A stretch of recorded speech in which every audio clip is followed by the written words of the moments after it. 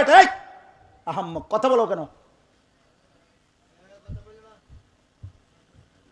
ফালতু কোথাকার বেটা।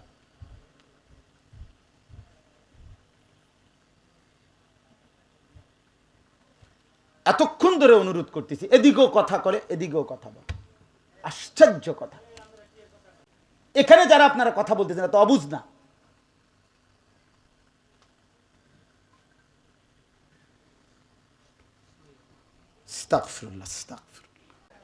একটা বিখ্যাত ঘটনা আছে। একজন বড় বুজুর্গ ছিলেন ওবায়দুল্লাহ আল আতবী রাহমাতুল্লাহ আলাই, ওনার নাম আতাবিও বলে। তো এই বুজুর্গ আল্লাহর ওলি, আল্লাহর এক নেক বান্দা। নবীজি সাল্লাল্লাহু আলাইহি সাল্লামের ইন্তেকালের পরে একবার এই বুজুর্গ নবীজির রওজা শরীফ মদিনায়, নবীজি সাল্লাল্লাহু আলাইহি ওয়াসাল্লামের রওজার পাশে দাঁড়িয়ে আছেন। তো এই অবস্থায় একজন সহজ সরল মুসলমান, সাধারণ মুসলমান, এই লোকটা আয়েশা নবীজি সাল্লাল্লাহু আলাইহি সাল্লামের রওজার সামনে, সেই লোকটা এসে দাঁড়াইছে, এই বুজুর্গও পাশে দাঁড়ান। শুনতেছেন কথাটা? এইটাই শেষ কথা, এই শেষ ঘটনাটা বলতেছি। সব কিতাবে আরবি, উর্দু, বাংলা নবীজির মদিনার ফজিলত, জিয়ারতের ফজিলতের উপরে যত কিতাব আছে ওখানে আছে এই কথা, এটা ঘটনা এটা। তো এই লোকটা ওই যে সাধারণ গ্রাম্য সহজ সরল মুসলমানটা আইসাই, ওই বেটা আহাম্মক কথা বলো কেন? ফালতু কোথাকার বেটা।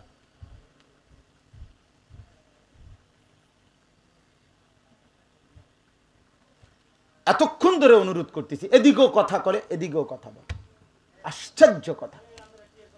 তামাশা আর কি, একটা আয়োজন করলো আর কি, আর কি কতক্ষণ কাবজা বইল, সারছে কি তা মাহফিল করছে আর কি। এতে আইছে হেতে আইছে, মানুষ আইছে, বন বেচা হয়েছে, বুট বেচা হয়েছে, চা বেচা হয়েছে, আর কি তা। এবছর এই 3 জন বদলাইয়া সামনের বছর আরো 3 জন আনুন, আর কি। বুঝেন না কথাটা? খালাস। এখানে যারা আপনারা কথা বলতেছেন তো অবুঝ না।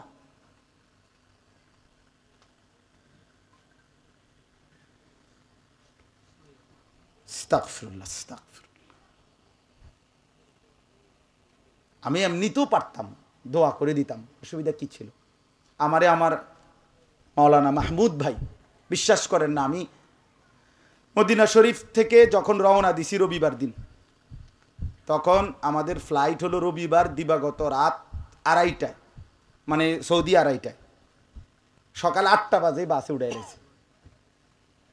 এরপরে যখন আমরা জিদ্দা আসছি মদিনা থেকে, সে সময় বাজে 5:30টা, এখানে প্রায় 7 ঘন্টার মতো বাসে আসছি।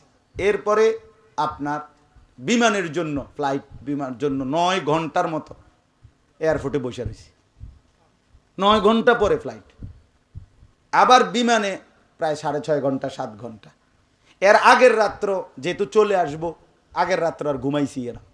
ও রাসূলুল্লাহ সাল্লাল্লাহু আলাইহি সাল্লামের রওজায় বারবার সালাম দিছি, ঘুরে ঘুরে আইয়া, ঘুরে ঘুরে একবারে ফজরের টাইমে যখন বন্ধ করে দিবে, শেষবার মানে এই সময়ও আমি সালাম দিছি। আবার এই আমি দেখছি, আমি তাকাইয়া পিছনের দিকে আবার বন্ধ করে দিয়েছি, মানে আর সুযোগ নেই। তারপরে মানে অর্থাৎ আগের রাত্র আর এমনিতেই কি ঘুমাইছি না, এই সব মিলাইয়া এরপরে আমি আসছি কালকে। আমি তখনই বলছিলাম মাহমুদ ভাইরে যে আমার আজকের মাহফিলটা মানে একদিনটা কমপক্ষে যেন বাদ করে দেন, আমি কষ্ট হয়ে যাব ভাই, আমার খুব ক্লান্তি শরীরে, সারাক্ষণ ঘুম আসতেছে। আমি কিন্তু উনি আমারে কইছে, ওনার মাদ্রাসা তো আমি বয়ান করছি ওই মাদানিয়া, কিন্তু উনি বলছে হুজুর আমার মাদ্রাসার বয়ানটা তো কোনো সমস্যা নাই, এটা মাসিক ইসলাহি মাহফিল ভিতরে হয়, আমারটা তো আমি বাদ করে দিতে পারতাম, কিন্তু এই মাহফিলটার কথা বলছে, এই ছেলেরা অনেক মহব্বত করে আয়োজন করছে, অনেক খুশি হয়েছে, তারা অনেক বক্তা আলেম ওলামা দাওয়াত দিছে, পোস্টার আমনে তারার খুশি হইব হুজুর। তখন আমি শুধু এই মাহফিলটার কথা শুই না যে ঠিক আছে ঠিক আছে, আমি বলছি ঠিক আছে আমি এই পরে আসছে। আমার প্রচণ্ড ক্লান্তি শরীরের মধ্যে, কথা বুঝছেন কি? কিন্তু কোনোভাবেই আপনাদেরকে বুঝাইতে পারলাম না, আপনারা আপনাকে ক্যাশ করতে আছে। আহা আফসুস, আসলে আফসুস। পাঞ্জাবি টুপিওয়ালাও কথা কয়, কারে বলবো, কারে শোনাম? পাঞ্জাবিওয়ালারও আর কিছু দরকার নাই, এখন মোবাইল আছে, সমস্যা কি? যা দরকার সেটা তো আছেই, ফেসবুকে আছে, ইউটিউবে আছে, আর কি দরকার? যেটা লাগবে সেটা তো মোবাইল আব্বারে জিগেলেই হবে। না না, বাস্তব এখন মানসিকতা এটাই। হুজুর দো, হুজুর টুজুর সব চাইনি, তুমি আছো হুজুর একজন লইয়া ফুরা রইছো, আমার মোবাইলে আছে লাখ লাখ হুজুর। আগে কইতো বানছে, এটার এখন নমুনা আইছে। আগে মুরব্বীরা অনেক সময় কথা কইতো রসিকতা করে, চা দোয়ান, আরে বেটা 2-4 জন হুজুর আমরা পকেটে রাখি, অন কয়েক হাজার হুজুর পকেটে রাখে ওটা, ওই যে মোবাইলের ভিতরে। এটার ওই মুরব্বীগো কথাটা এখন কি হয়েছে, বাস্তবায়ন হয়েছে। আমার ভাইয়া খামখেয়ালিতে বললাম না, জিন্দিগি চলেই যায়। যাক, তো পরে এই লোকটা দাঁড়াইয়া ওই বুজুর্গ পাশে শুনতেছে, লোকটা সেই নবীজির রওজা পাকে সামনে দাঁড়িয়ে বলল, ইয়া রাসূলুল্লাহ, আমি আল্লাহর কোরআনের এই আয়াত আমি শুনেছি, পড়েছি যে আল্লাহ বলছে আপনাকে সামনে নিয়ে আপনার কাছে যদি কেউ মাফ চায়, আরে আল্লাহর কাছে কেউ মাফ চায় আর আপনিও যদি একটু সুপারিশ করেন তো আল্লাহ মাফ করে দিবে গুনাহ। ইয়া রাসূলুল্লাহ, আমি আসছি আপনার সামনে, আমি আল্লাহর কাছে মাফ চাইতেছি, আপনি কদ্দুর কোন আমার লাগে। এই লোকটা বলছে, ও সাধারণ না, যে আপনার কাছে আমার অনুরোধ, আমি মুস্তাগফিরান বিযুনুবি, আমি আমার গুনাহের জন্য মাফ চাচ্ছি, ও মুস্তাশফিআন বিকা ইলা রব্বি, আর আপনার কাছে আপনার মাধ্যমে আল্লাহর নিকট বলার জন্য আপনার কাছে একটু সুপারিশ চাচ্ছি। আপনি কদ্দুর সুপারিশ কোন আমার লাগে কদ্দুর? এই কথা বলে এই সাধারণ লোকটা, সহজ সরল মুসলমান, এই লোকটা আপনার এরপরে একটা 4টা শের পড়ছে, 4টা লাইন নবীজির মোহব্বতে কবিতা আবৃত্তি করছে। ইয়া খায়রা মান দুফিনাত বিল কা'i আযমুহু ফাতাবা মিন তিবিহিন্নাল কা'উ ওয়াল আকামু নাফসিল ফিদাউ লিকবরিন আনতা সাকিনুহু ফীহিল আফাফু ওয়া ফীহিল জুদু ওয়াল কারাম। এটা নবীজির প্রশংসার বাক্য কিছু। এই 4টা শের পড়ে লোকটা চলে গেছে। এই বুজুর্গ বলেন, ওবায়দুল্লাহ আল আতাবি রাহমাতুল্লাহ আলাইহি বলেন, একটু পরেই নবীজির রওজা থেকে বের হয়ে আমি এক জায়গায় বসছি, আমার একটু হেলান দেওয়াতেই আমার চোখে ঘুম চলে আসছে। ওই বুজুর্গের, যিনি দাঁড়াইয়া শুনছিল লগে, কথা বুঝছেন কিনা, কসম আল্লাহর, ওই বুজুর্গ বলেন সাথে সাথেই চোখ ঘুমের থেকে ঘুমে যাওয়াতেই, ঘুম আসাতেই আমি নবী সাল্লাল্লাহু আলাইহি সাল্লামের স্বপ্নে নবীজির জিয়ারত নসিব হয়েছে। আর নবীজি সাল্লাল্লাহু আলাইহি সাল্লাম বললেন, আমাকে বলছেন, এখন আলহিক, তুমি ওই বেদুইন, ওই আরবি, যে লোকটা একটু আগে আমার সামনে দাঁড়াইয়া আমার প্রশংসার বাক্য বলছে, আমার কাছে সুপারিশ চাইছে, তুমি তারে এখন গিয়া বলো আমি তার জন্য সুপারিশ করছি আর আল্লাহ তারে পুরা মাফ করে দিছে। আচ্ছা, এইটা যে বাস্তব সত্য গল্প কাহিনীটা, এই ঘটনাটা, এটার প্রমাণ কি জানেন?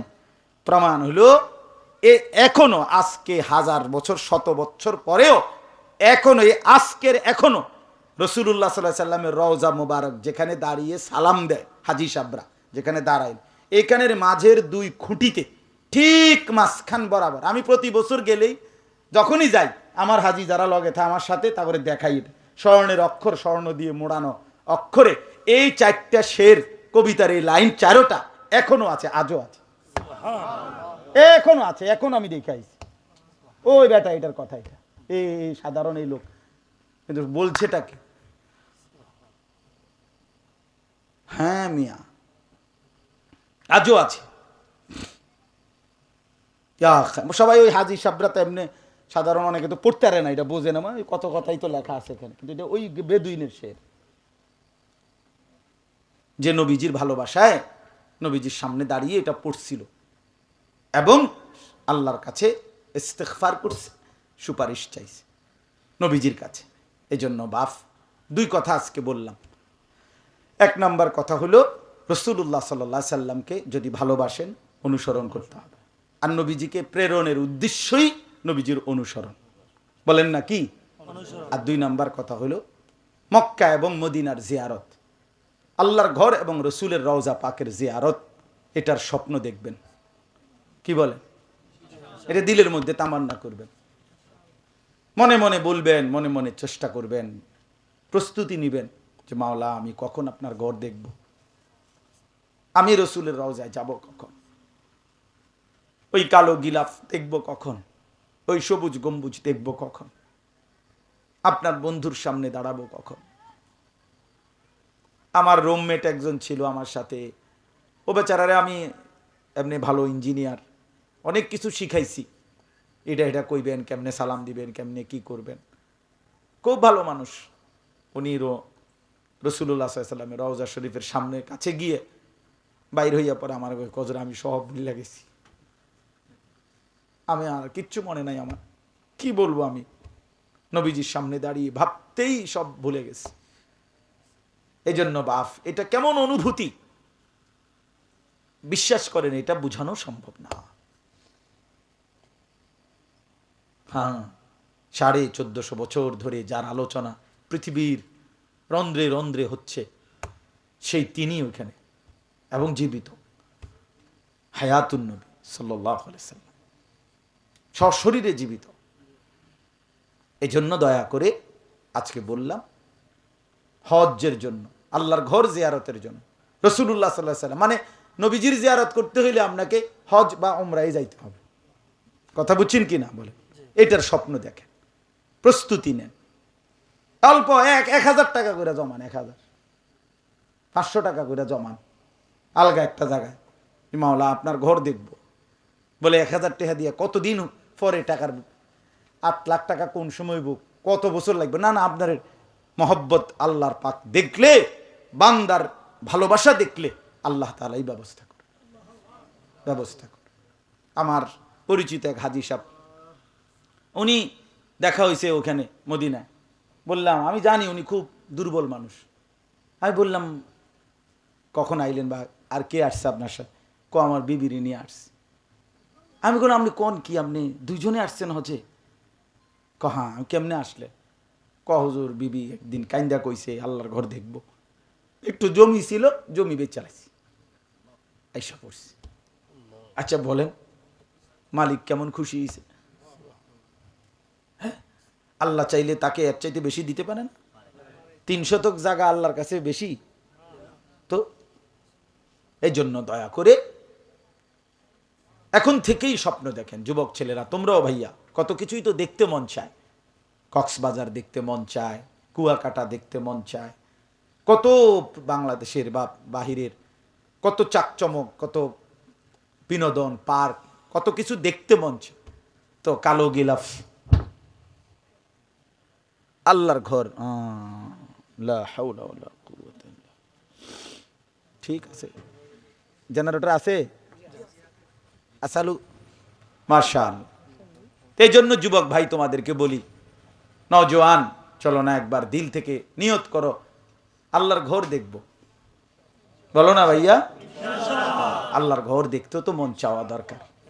নবীজির রওজা, সবুজ গম্বুজ, রওজা পাক, সেটাও তো দেখার ইচ্ছা থাকা দরকার। এর চাইতে বড় ইচ্ছার কি হইতে পারে, এর চাইতে বড় আকাঙ্ক্ষার কি হইতে পারে?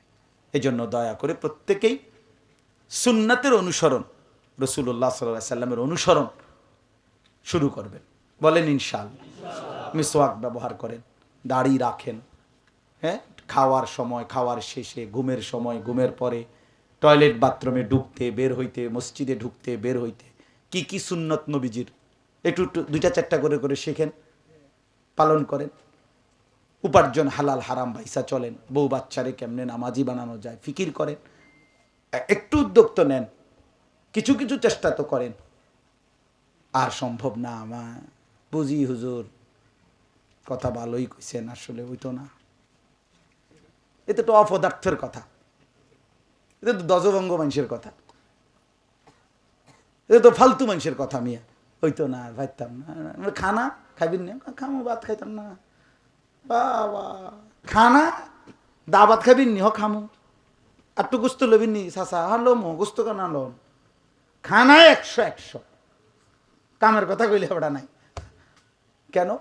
দুনিয়া তো ভোগ করতে কোনো পিছপা হন না, তো আখিরাতের জন্য প্রস্তুতি নেবেন না? কথা বলেন না কেন? এই জন্য আমরা প্রত্যেকে ইনশাআল্লাহ আজকে নিয়ত করলাম যে আমরা রাসূলুল্লাহ সাল্লাল্লাহু আলাইহি সাল্লামের সুন্নাত অনুসরণ করব ইনশাআল্লাহ। ইনশাআল্লাহ শুধু কইয়া শেষ করলে হবে না, আপনাকে শিখতে হবে, জানতে হবে, জিজ্ঞেস করতে হবে, হবে কি না বলে। একটা তো একদম সরাসরি বললাম, মেসওয়াক জীবনে দেখেন নাই কোনোদিন এমন একজন ভাগ্যবান হাত উঠানছে বলে না হুজুর আমি এই মেসওয়াক যে কয়ডারে এইটা আমি জীবনে কোনোদিন দেখি না। আপনার কিন্তু ছবি উঠে রাখবো কদ্দুর না, আপনার আলাদা দেমু আমি কমু তা করে যে আপনার ছবি যেন টাঙ্গাইয়া দেয়।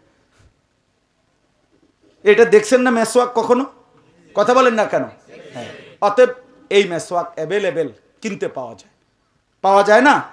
20 টাকা, 10 টাকাও আছে, 15 টাকাও আছে, কিনে এটাই শুরু করেন যে আজকে সিদ্ধান্ত নিলাম ইনশাআল্লাহ কালকে একটা মেসওয়াক কিনবার চেষ্টা করে মেসওয়াকটা আমরা ব্যবহার করি। যতবার আপনি ওযু করবেন ততবারই মেসওয়াক করবেন, বলেন না হইছে না? মানে করুন, এত নগদ না।